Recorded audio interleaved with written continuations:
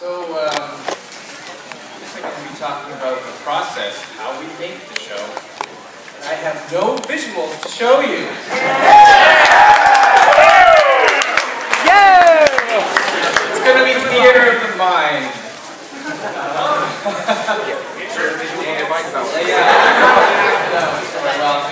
My thing, my hand.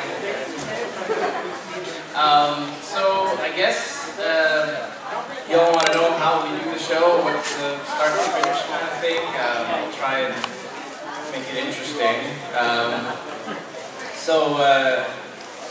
I guess I could start with like how I got involved with the project. You want to know something about that? I work for Studio B, DHX Media in Vancouver, and I worked there for a while as an animator and various other things, and made little short pieces to get like test animation to get other projects and stuff. And I was working as an animator on a show called Martha Speaks. It was kind of a slow time. Had been off work for about 9 months while my daughter was being born, so I'm like, I'm a dad with another job. So it was really fun. But then, so I was working as an animator for a while, and then my producer boss came and asked me, hey, we got this new something coming up from Hasbro. It's called My Little Pony. Would you be interested in working on that and directing it? I'd be like, My Little Pony? I remember that's the show. I guess I'll take a look at it. Yeah. I'll see it. I like to direct and hadn't worked for a while, so so I saw it, and then she said, well, Lauren Faust, if you know who she is, developed it, and I was like, of course I know who she is, yes, and that sounds way more interesting. So I checked out the development materials, and I was like, okay, yeah, I'm on board with this. I can tell this is a cool show. So it was just me and Rudy, my co-director. We put together a little 2-minute short film, and just to kind of help sell the fact that it was going to be in Flash.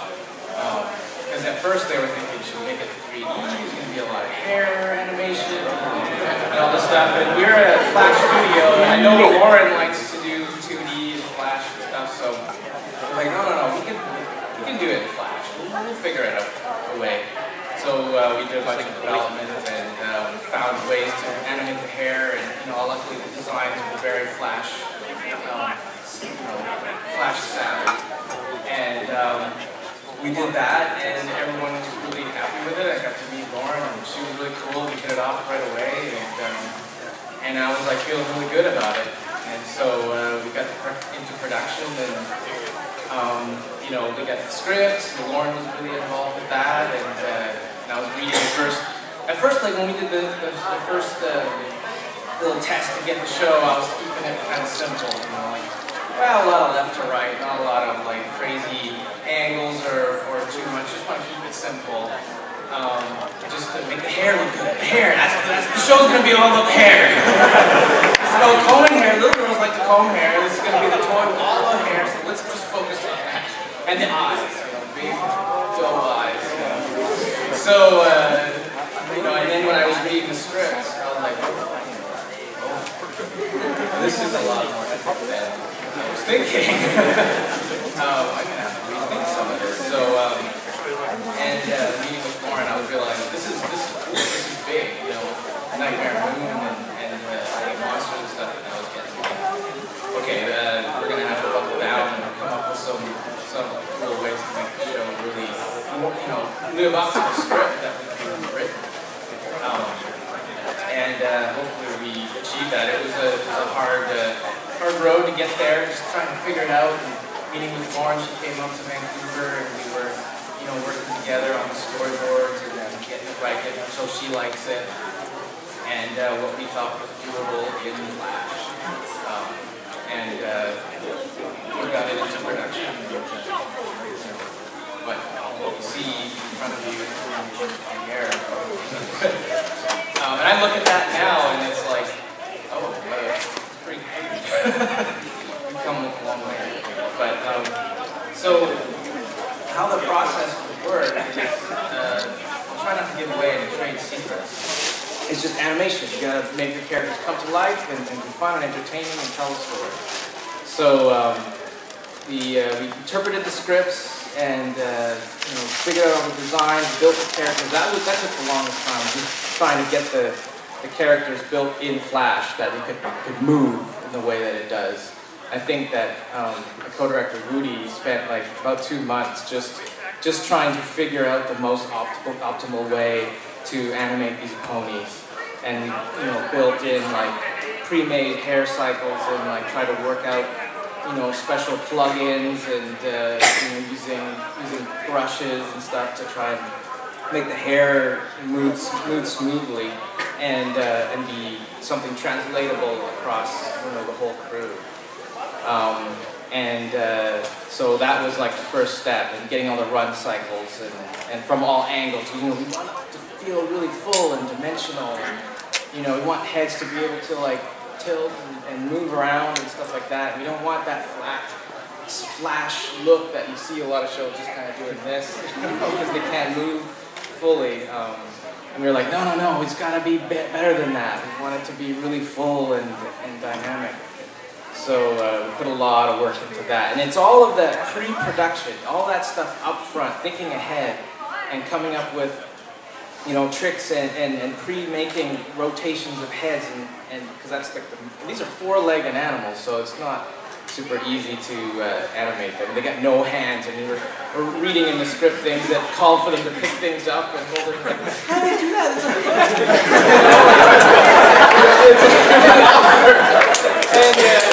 And Lauren had kind of a rule. We want to keep them pony-centric. They're ponies. They're not people. We don't want to let them have too many hands picking things up. I bet you died. It's okay, there's backup one. It's batteries these days.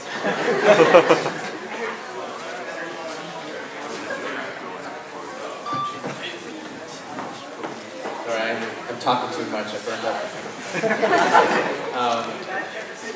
Anyway, let me know if it's getting boring for you guys.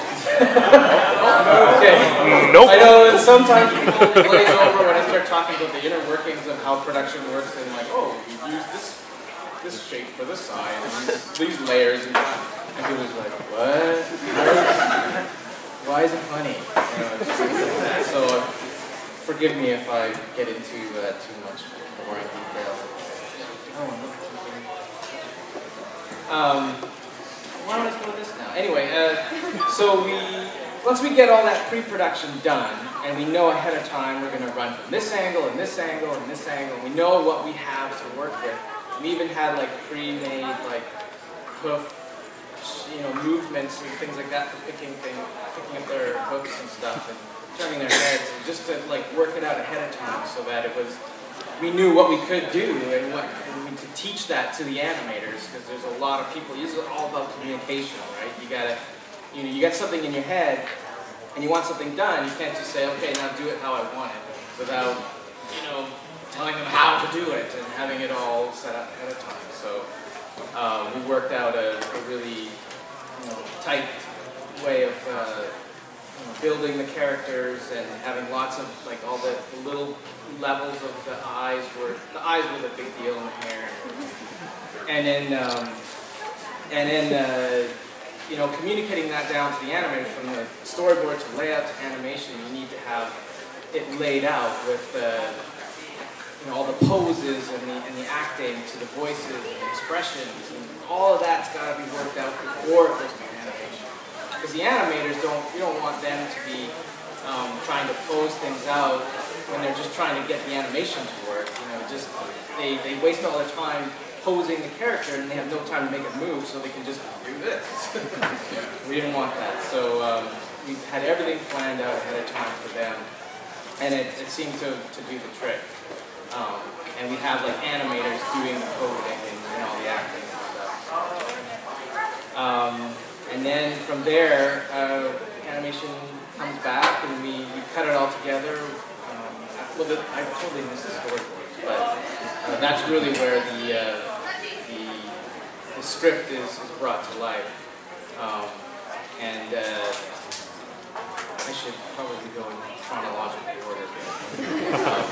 I don't really have it all planned out, so very freewheeling. But it was the storyboard crew was really like essential to telling the story, and a lot of that is worked out ahead of time too. Like, how are we going to, what angles can we use? That's part of the building the angles into the character designs first. Trying to so that the board artists know like what their limitations are, so they're not asking for things that we can't do. And so it was, and it's just like trying to get the show to look the way Lauren wanted it to. She had certain kinds of style that she wanted to go for, and we were learning her style as we went along, and kind of making our mistakes early on and stuff. So then by the time we get through the first season, we have a really good idea of what kind of show we're making. And the first season is always the one where you kind of find your legs or your hooks. From all of that, it comes together, and we do the music, and after the animation's done, and then there's the songs, which are very popular. And Daniel, we were so lucky to have Daniel Ingram on our, and Will Anderson. I mean, those are two amazing composers.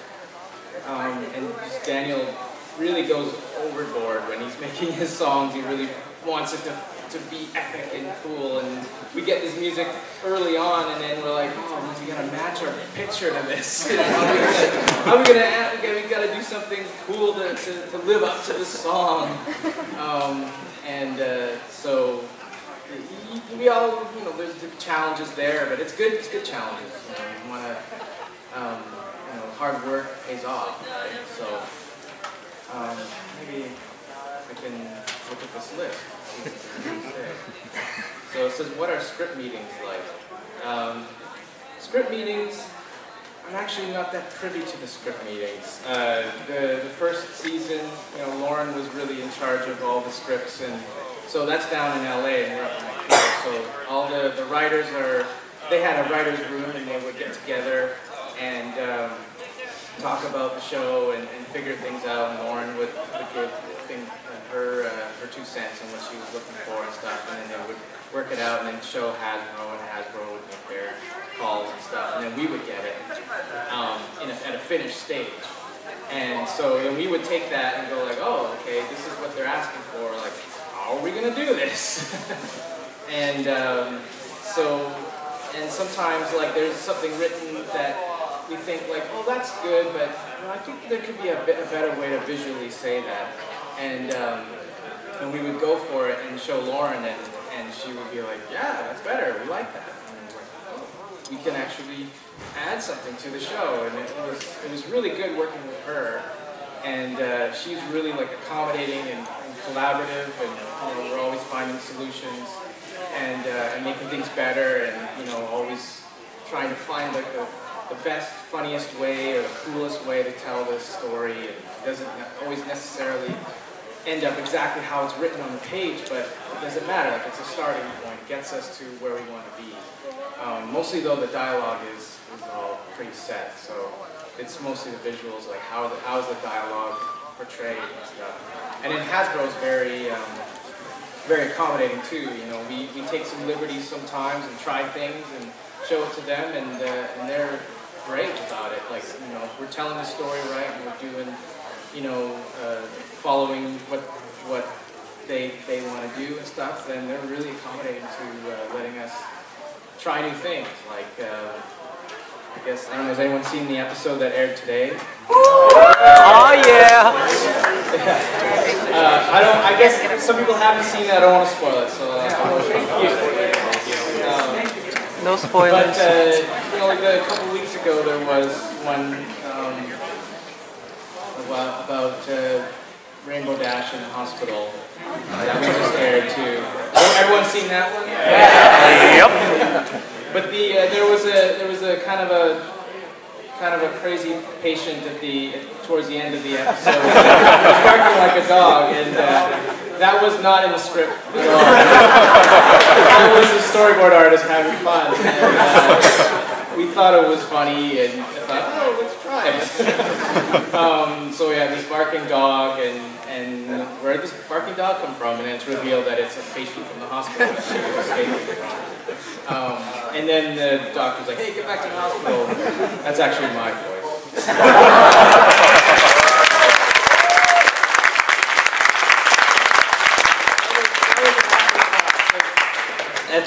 We were kind of looking at it like, I don't know if anyone's going to understand this. Maybe I should say something there.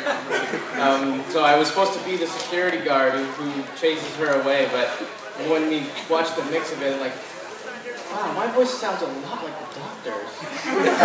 Maybe the people just think that's the doctor saying it. So anyway, that's my little voice review. I've got a couple of little voices here and there, just a guard or something that needs to say something. So that answers what scripts meetings are like.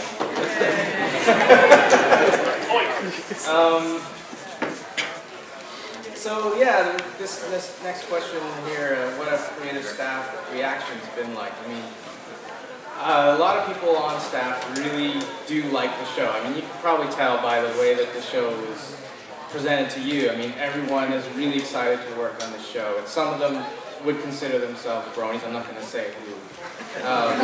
We all know Will Anderson is. But like, you know, they color their hair in pony colors, and you know, and have ponies on their desks and stuff. And some of them have been very excited about the show even before we were making it. And other people have kind of started out skeptical and then sort of grew to like it as the show went on. So everyone is really happy to work on the show, and I think that really helps make the show better too. And I try to kind of foster creativity amongst the crew, and like everyone gets a bit of a say. Like if you want to add something in a scene, if you think this is funny, let's try it. You know, if it works, then you know you get your ideas out there. You know, I don't want to be shutting people down. It's like just leave it open and let people come up with stuff on the fly. And I like that. I think that's more, you know, more spontaneous. Because in animation, it's really hard to be spontaneous because you have to think so far ahead. All your jokes are planned out from day one, and they have to make it all the way through to day 100. And sometimes like a joke will just sort of start to die, like, oh, I don't know if it's funny anymore. Maybe this is a funny thing we can do. Or someone will come along and go like, how about this instead? And you sort of throw that out and be like, this is way funnier, like the patient in the hospital. And there's a lot of stuff like that in the show where we just try stuff, and if it works and no one says, you know, don't do that, then we, as long as it like, you know, plays in the world and fits with the show, and that's kind of where I come in, and like, you know, maybe we shouldn't do that. That doesn't feel like a pony, or that's not something Lauren would like, or whatever. So it's kind of like a, you know, it's just like my job is like the overseer. I have to like make sure that everyone is working on such segmented parts of the show.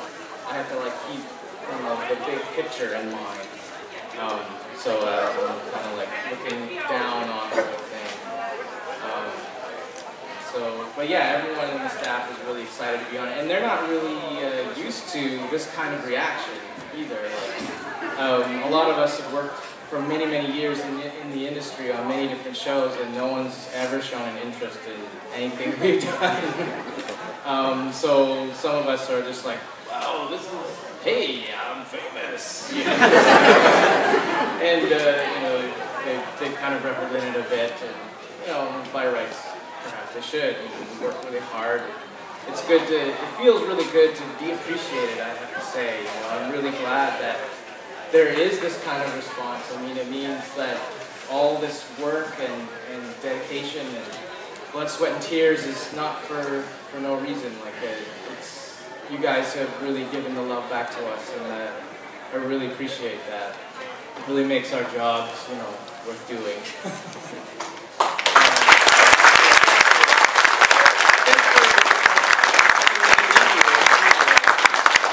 I'm all alone, but I'm sure it's really cool to have more people from the staff and stuff. Maybe in the future, I don't know. Yeah, I just kind of know what to banter with. What's my favorite Easter eggs for grown-ups? I don't know. Like well, I guess that crazy patient was one of them. I mean, it's all a blur to me. I can't always remember everything. There was some stuff in today's episode that I won't say, but that was kind of fun stuff we added in and we like to see, and we like you guys to pick it out. It all started with a certain pony that doesn't quite look you straight in the eye.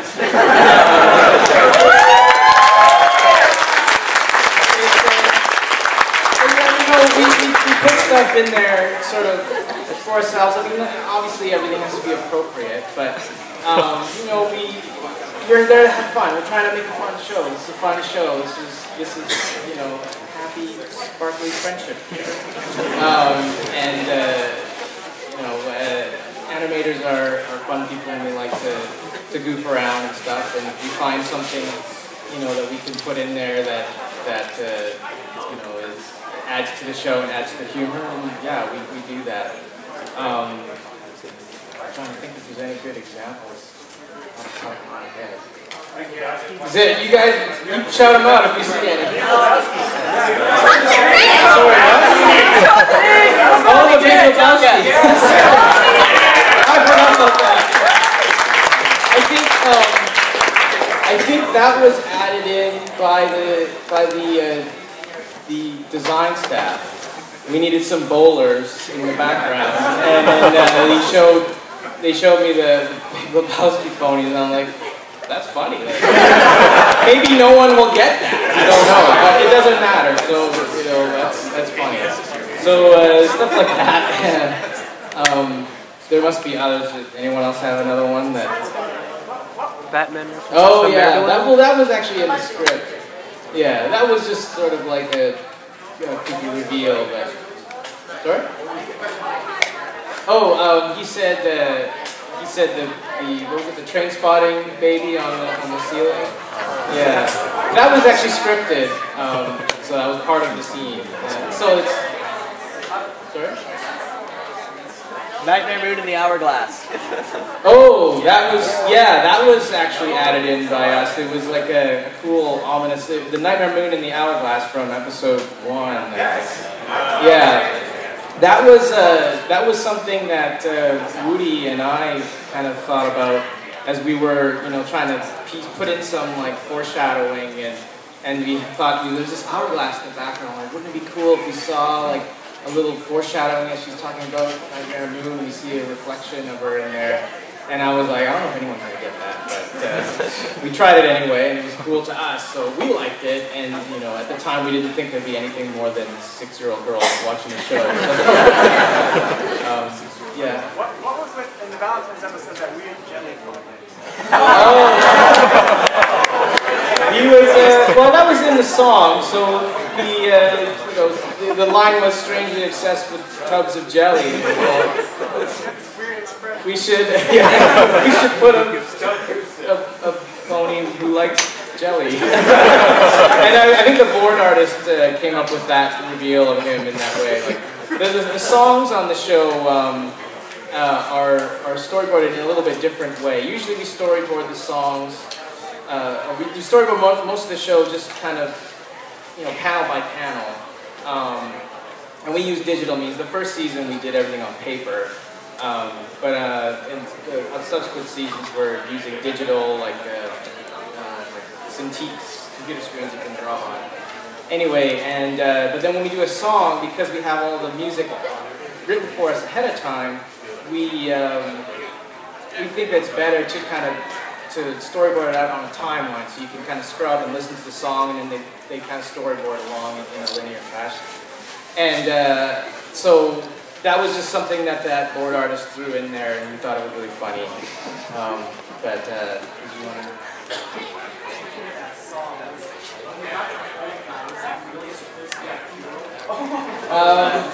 Yeah, that might have been added in by the board artist too.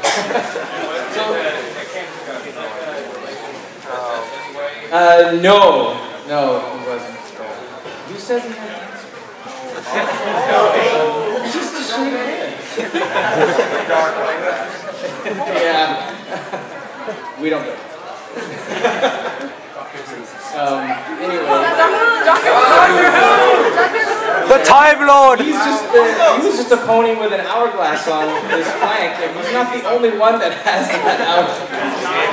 But, someone's gonna ask about Derpy. Just give it time. yeah, we didn't catch that at first. It took a while for us to catch on that that's what you guys were picking up on. Anyway, just to maybe there's a couple more things. Derpy hooves. I'm just reading ahead of time. Sorry. How much is the show being written for adult fans versus kids? How do you keep the balance? Well, the show is written for kids. It's always being written for kids. It's a surprise to me too. You know, we try to keep always that in mind. Keep the show in mind that this is for kids. This is the demographic we're shooting for. And I mean, you guys have latched onto the show before we knew who you guys were or anything like that. So we were always just making the show for kids and for ourselves. You know, we make ourselves entertained. And I guess I think maybe that's sort of translated over to you guys a bit. Because I guess if we enjoyed it, then other people would too. It's actually really interesting that you write for kids, whereas every other show I've seen that was written specifically for kids feels a lot, for lack of a better word, dumber. Have you ever seen the previous My Little Pony generation? Well, that I would say is all thanks to Lauren. You know, she had the philosophy of just because it's for young kids or for females, it doesn't mean it has to be what you described. Like, it doesn't have to be dumbed down for that audience. It can be like family entertainment across the board. And I think Hasbro also believed in that. They wanted something that parents can appreciate as well as their kids. I think that was what they were shooting for, and when they were just, writing the show and coming up with the characters and everything. They wanted something, more sophisticated and something that has more longevity and more legs. 4 legs. I think that the show was always for kids, but not in the sense that other shows perhaps have taken that. Now that there is this following, we try to keep that balance by not pandering to the older audience too much, because we don't want to lose our younger audience, and we don't want the show to go in the wrong direction and steer away from what we were originally going for. So we do keep that in mind, and Hasbro keeps that in mind, and we try to keep it appropriate for the age group that it's intended for. I think you have a question. Lauren, compared to the first season, how much less did she work in the second season, and will she be any part of the third season?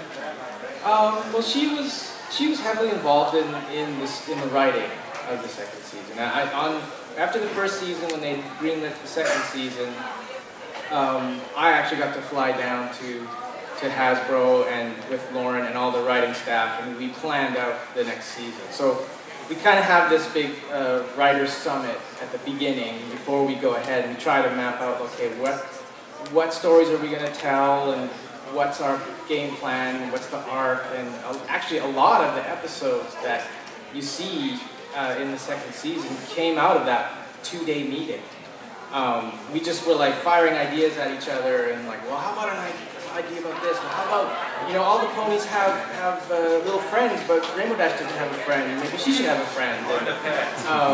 And then so it was just well, what friend does she have? Like an eagle or something? Well, that's too obvious.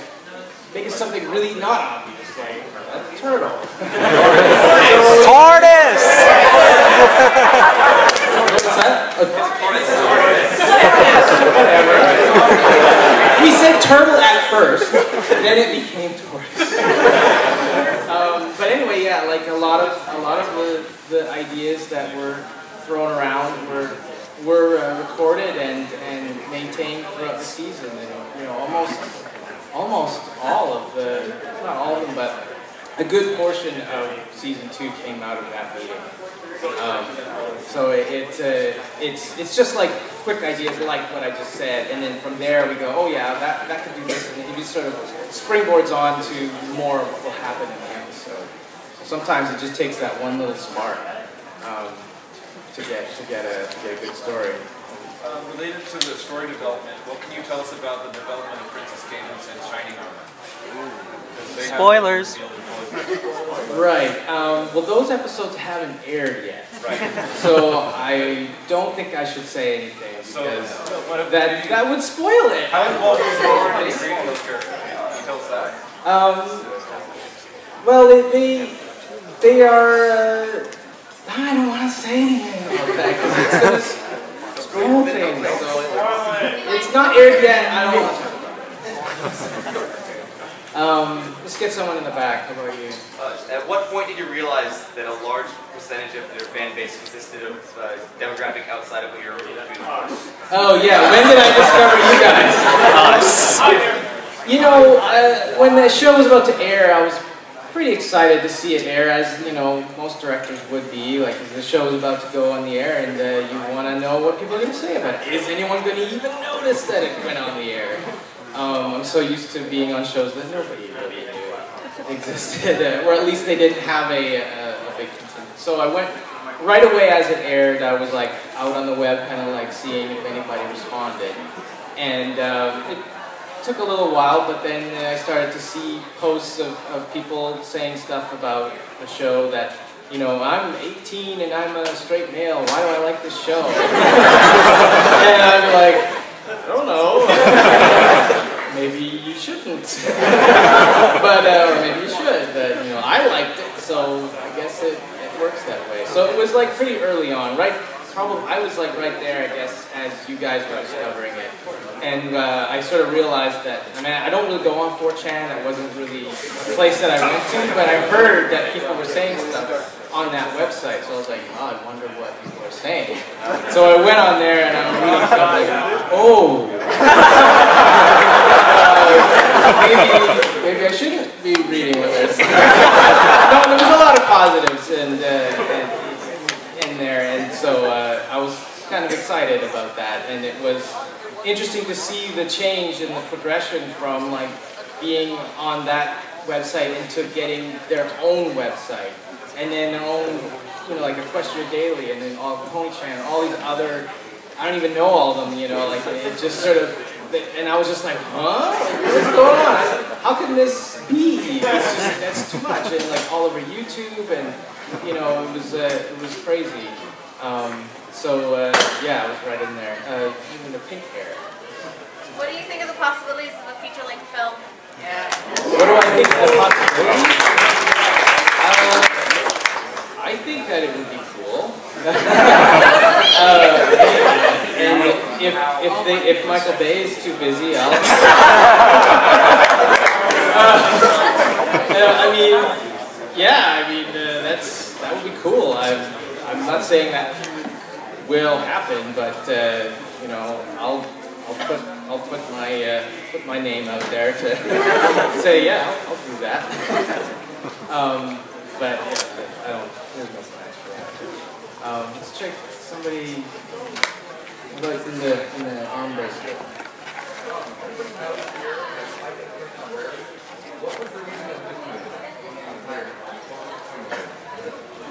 Gee, I don't know. Character development. I don't know. You might have to ask Lauren that because it came from her end. It was written in the show. It was cute and funny, and we were like, oh, this is something cool for him to have a little crush on Rarity, and you know, she's a pretty pony, so you know, it kind of made sense. And you know, it's cute and adorable, and it's fun. How about you? The Brony community has produced like a lot of great work, like art, music, all that stuff. Is there anything particularly you like? And there's these two projects like Fighting is Magic and Equestria Online. Would you ever consider playing those, like thinking about playing them, or like getting involved in them at all? I'm pretty busy. That's not an insult. It's just that there's so much stuff out there, and yeah, like I see like the one you said, Fighting is Magic. That the one with Applejack. Yeah. And the animation on that was great. I was like looking at that, like, did Hasbro produce this without us knowing? I was amazed by that, and then I was like, is this somebody from our staff, or did somebody steal assets from the show? I was a little worried. Should I be worried about this? But it was amazing looking, and I was looking at this, and I'm like, why is this not done yet? That was the first thing I thought. Like, I'd play that. I want to play that. So yeah, I love seeing that stuff, but I don't really get much time. I'm so busy with the show that it's like it takes up my whole day, and then coming home, it's like I just want to spend time with my family and eat my dinner. So, and try and see what people are doing and saying. So, I'd like to play that fighting game. That's for sure. How about you? Since the show is so popular, how much has Hasbro actually gone to say, like, we want you to sort of supplement this in, or say, this is too inappropriate, we want you to cut that? Have they ever done that? He's asking if Hasbro has, what was it, like, tried to, how much influence do you guys have on the show?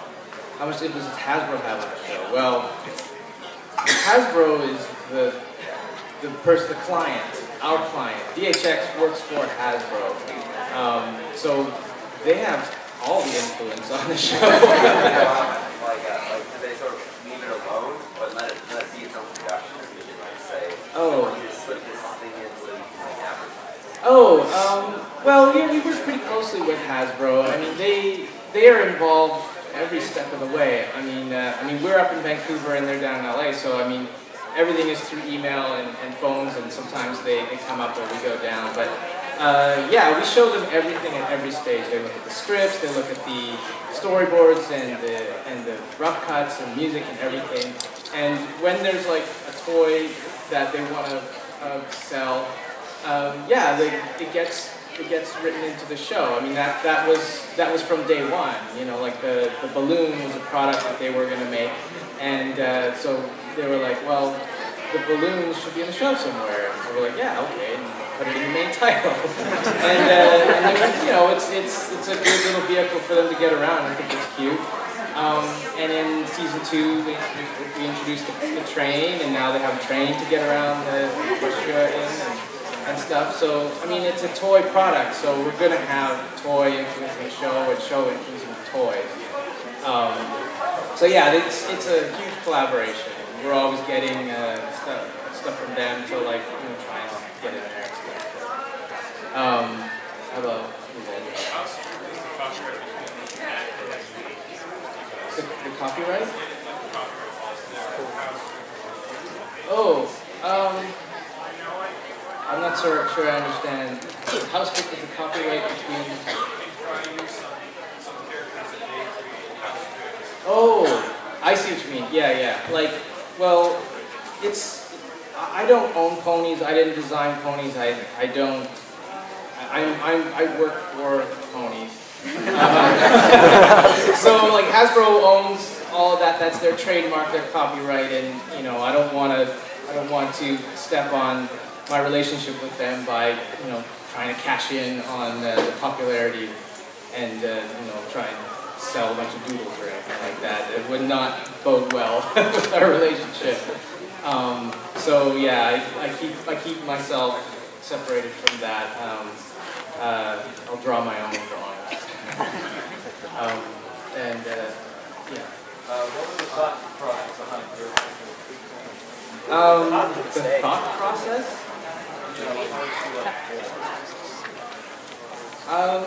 Well, she's just a background pony that found its way into your guys' hearts. So it was just something that we thought was kind of funny, and we didn't really go too deeply into it. It's just she's a sort of a happy member of the Bronyville background. So not much development as well. You said like some of the animators will do random things like the barking dog with like it's not really in the script before. What's the one thing that like that happened and you wish it never happened? Like you're ashamed it happened. Oh, ashamed? What's the one thing I'm ashamed of? I'm not ashamed of anything. I mean, if I was ashamed of it, I wouldn't have approved it. So everything that's on the screen is, you know, I'm proud of it. Like, we have a lot of different stages of going over the show, and we see it all the way up until the mix. We're still like adjusting things. We're constantly adjusting things. We want to get as perfect as possible. And still, some things don't turn out to be perfect, and we've had those things pointed out. Such as there was one where suddenly a face disappeared on Pony for like 3 frames, and I was like, "What? How did that happen?" I saw that so many times. How did I not see that? And then someone posted that online, and I was like, I guess that would be one I was a little ashamed of, but then you know what? I thought it was so funny. And I was kind of like, you know what? That is so funny. It's so small. It's not hurting the story or anything like that. And I would never try to do it on purpose, but I'm kind of glad it happened because it's hilarious, and you guys pointed it out, and I was just thinking like, oh man, imagine if someone made like a mod of a pony with his face missing, just be so. Yeah, I wonder if someone's done it. So yeah, I try to, you know, whenever we put the show out there, everything is like checked off by me. It's all good. Even the shirt. What's your favorite pony and why? Sorry? Who's your favorite pony and why? Who's my favorite pony and why? I get asked that question, and I honestly have a hard time answering it because I'd say, who can't like Pinkie Pie?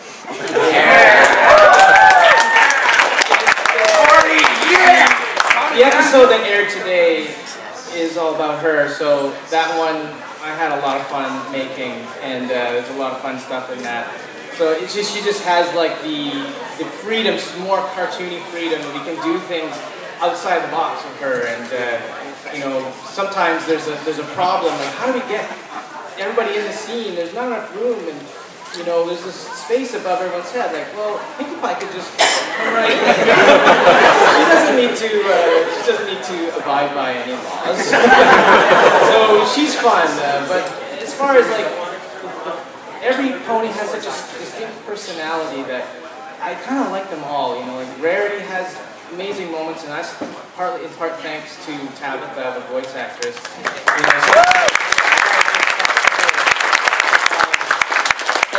when we're in the recording session, she just has a blast in there. You know, she just sometimes we just like Rarity laughs or something like that, and she just takes it to like the way past where it should go, and it's like, that's funny.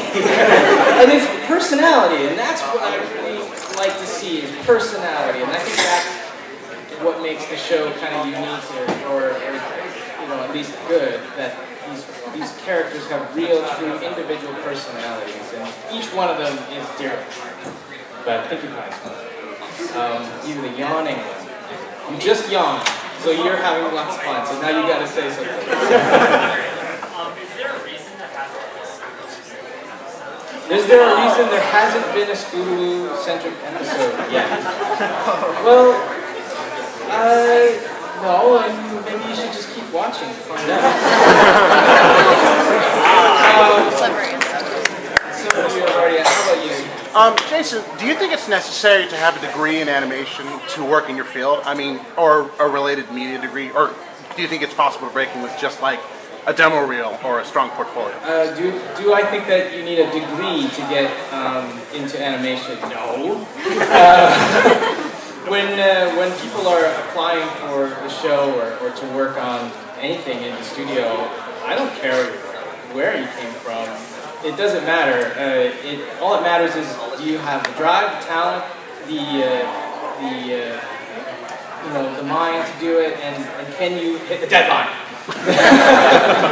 Because I've seen people come in, like one of the board artists on My Little Pony, Raven. I don't know if maybe you know her name, maybe not. She was a fan of it was Ed, Ed and Eddie that she was a fan of. And she was like one of you guys, like as far as I know the story of, and she just really wanted to come up to Vancouver and work on the show because that's where they made it. And she got hired, and she was really super talented, and then now she's like a regular member of the industry. She's working on My Little Pony. She does some of the like best storyboards. Like she's really, really good. And it's just I think she had training, but none of us have degrees. I don't have a degree. I just went to an 11-month course at Vancouver Film School and worked my way in.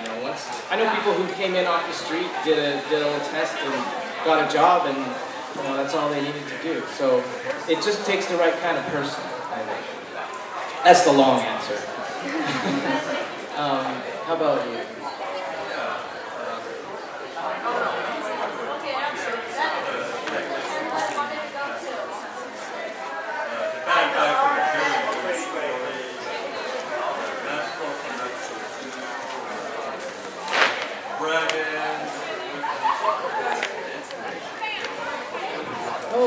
Inspiration for the villains and the different creatures.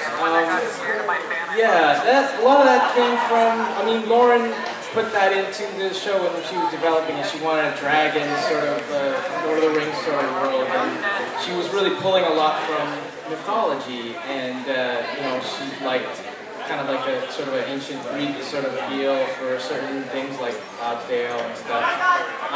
So it just kind of was like built into the world, and when you come up with stuff, it's taken from real mythology a lot of times.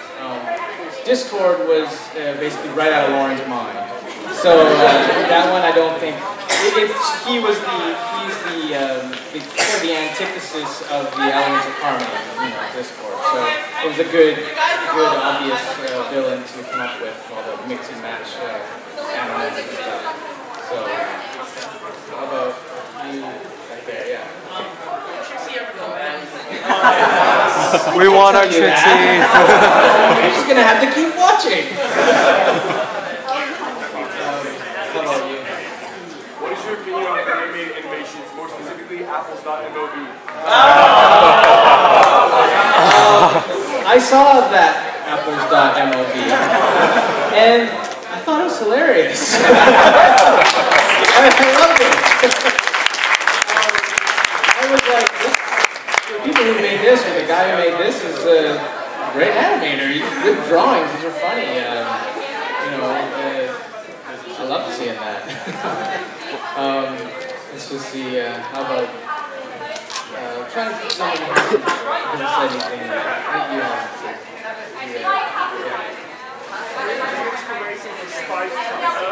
Spike?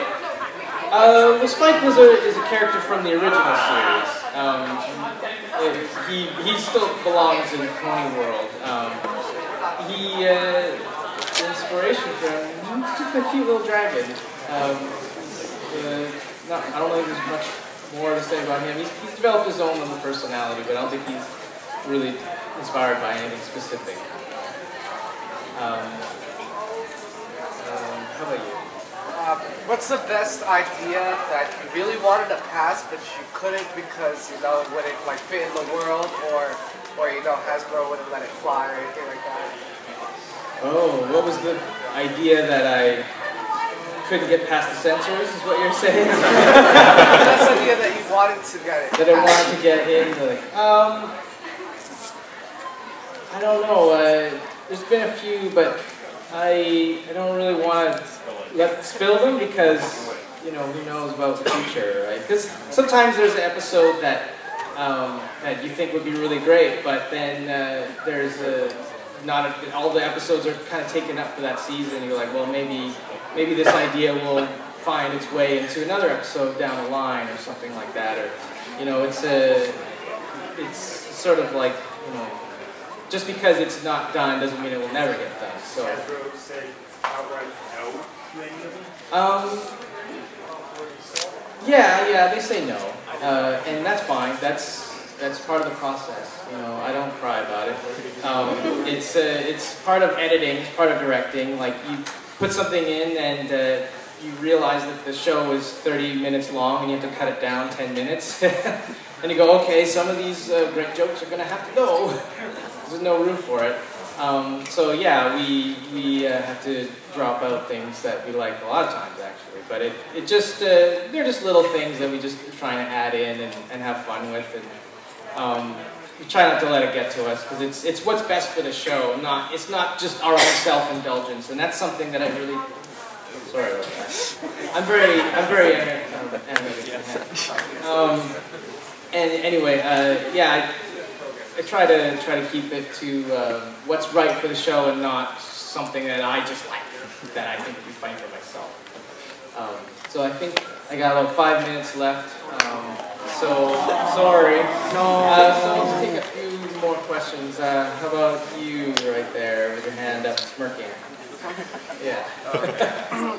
Well, if you ever had any time, would you ever hang out, would you ever go to any Brony meetups? Yeah. So would I go to a Brony meetup? I think there's one in Vancouver, and I've sort of thought about showing up unannounced just to see what would happen. But unfortunately, I don't know if I have much time. I'm at one right now. So yes. How about you in the back, the beard? Did you ever wish that the Ponies would go on more like adventures rather than staying around the town learning about friendship? Well, they've gone on some pretty cool adventures. Well, you know, from a production standpoint, it is easier to stay in Ponyville, a lot less backgrounds to design. Yeah, it's fun when they go on adventures, but sometimes like just staying in Ponyville and dealing with characters is almost better in a way, because I really like it when you can delve into just a character and find out something more about them. And you know, sometimes some of the best episodes are just focused on one person and just like the time that they're having on their own thing. So it's kind of give and take. If it's a big adventure, then like it's a lot more action, a lot more, you know, more tougher animation, but it's like cooler, and you can get more monsters and stuff. But then sometimes the personality isn't able to come out, so you know it's a give and take. So I like both, I guess. You in the back of the gloves.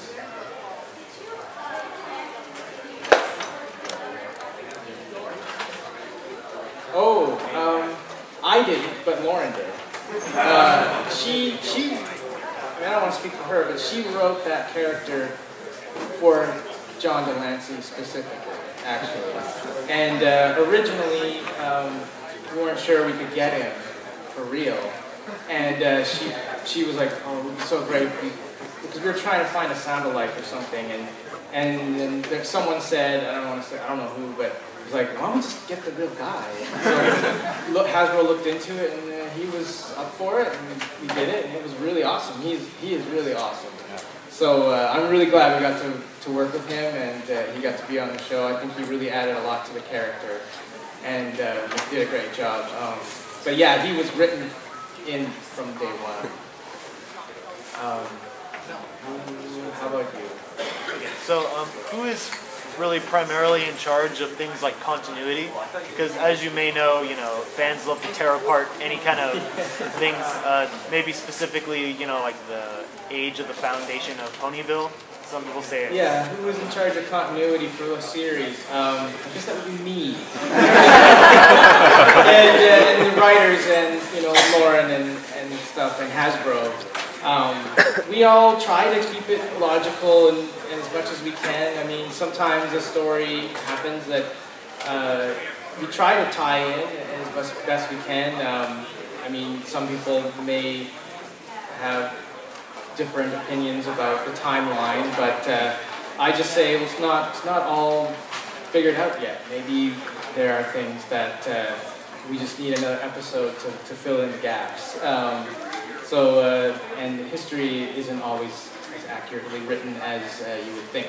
But yeah, we do try to keep that in mind. And we do an episode and we think back to like, well, this shouldn't happen because in a previous episode this happened. So you know, we have to change this in the script to match the previous episode. So that does happen actually quite a bit. You know, I like that kind of thing, and this makes sense to the world. And I know you guys are going to point it out if wrong.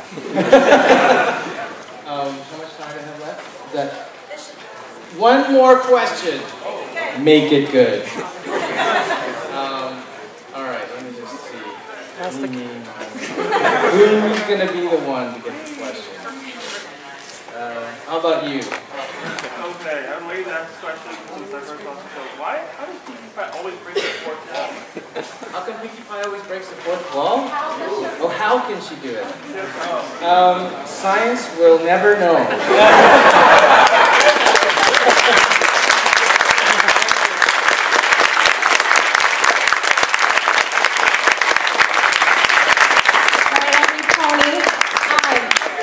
One more round of applause for Jayson Thiessen.